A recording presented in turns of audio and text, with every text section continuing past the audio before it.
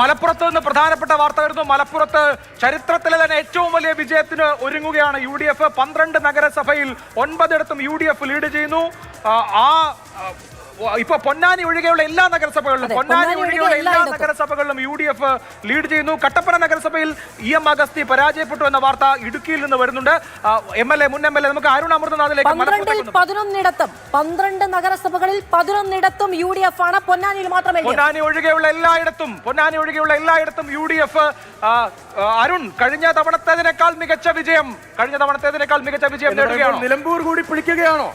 നിലമ്പൂരും പെരിന്തൽമണ്ണയും 3 പതിറ്റാണ്ടിന് ശേഷം തീർച്ചയായും UDF അത്തരത്തിൽ ആധിപത്യത്തിലേക്ക് തന്നെ തുടരുന്നു എന്നുള്ളതാണ്. LDFനെ സംബന്ധിച്ച് നേരത്തെ തന്നെ നമ്മൾ പറഞ്ഞത് നിലവിലെ നഗരസഭകളെങ്കിലും നിലനിർത്തിയാൽ അത് ബോണസ് എന്നായിരുന്നു. പക്ഷെ അതിന് സാധിക്കുന്നില്ല. അവരുടെ പരമ്പരാഗത കോട്ടയെ പൊന്നാനി മാത്രമേ ഇപ്പോൾ സുരക്ഷിതമായി ഉള്ളൂ എന്നുള്ളതാണ്. പെരിന്തൽമണ്ണ 34 വർഷങ്ങൾക്ക് ശേഷം UDF പിടിച്ചെടുത്തിരിക്കുകയാണ്. കഴിഞ്ഞ തവണ 34 സീറ്റിൽ 17 എന്നായിരുന്നു.